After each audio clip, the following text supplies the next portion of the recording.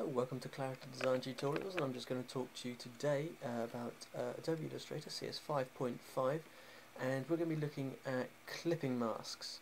Clipping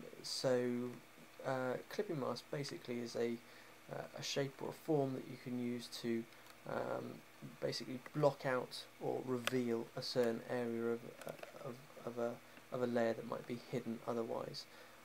Let's just go for it and you'll see what that means. So I'll start off with a shape here, a polygon shape, and just press shift to hold that shape in a square shape there, and I'll just give that a fill so you can clearly see the inside of that. It's got a black outline to one point. Then I'm going to go into my layers menu just so you can see what's happening. So I've got layer 1, and on layer 1 I've got one path at the moment.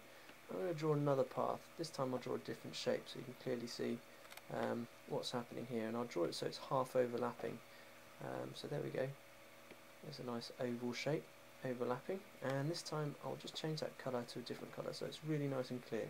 That's the only reason for it, because in a second it won't make any difference at all. Now inside the menu there's something here that's called a clipping mask. Okay, so make release clipping mask. So all I do is I click on that. With it selected, it makes the clipping mask. Okay, so you can see that the shape below has now been chopped off. It's still there, but you can't see it outside the edge of this circle oval. So if I use the selection tool, I can actually move the clipping mask around. This is the beauty of it. I can move the clipping mask around to get different shapes, different parts of the image coming through.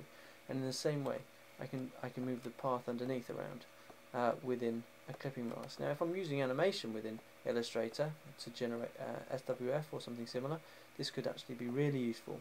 But it can actually be useful just to generate outlines of shapes that might be a little bit more difficult to organise otherwise. So there's all sorts of reasons for using clipping masks.